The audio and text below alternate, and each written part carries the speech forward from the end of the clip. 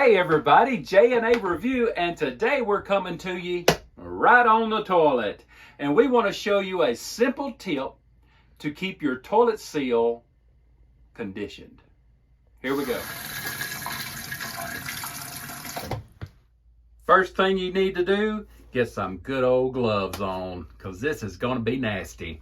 So here we got the toilet, we got the water off, and if you're like us, you're ready to start hitting the trail, starting to get out there and go camping. So let's get to this toilet seal. So I'm just going to take some paper towels and just kind of wipe out the seal here. All right. Next thing you want to get, I use this waterproof grease, which a lot of people call it faucet grease. And of course, some of you old timers out there would know this as plumber's grease.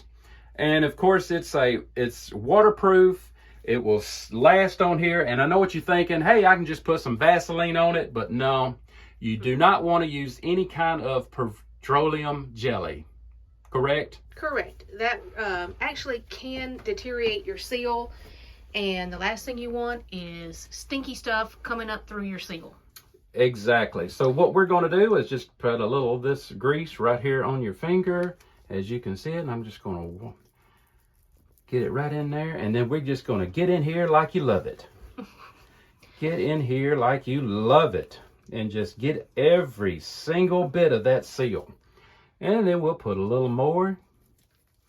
And another little tip, you also really don't want to use a water-based lubricant. While it won't hurt your seal, you will literally flush away your results every time. Exactly. Because it won't stay very long. And of course, if your seal, you would know it when this starts breaking down, all that good smell aroma will come up through here. Yeah. But, you know, we try to do this at least every 6 months or so, just to keep that seal in great working order. So, hey, that's one of our tips for you. All right, everybody, if you found this tip helpful Or amusing and entertaining. like and subscribe. Thanks, everybody.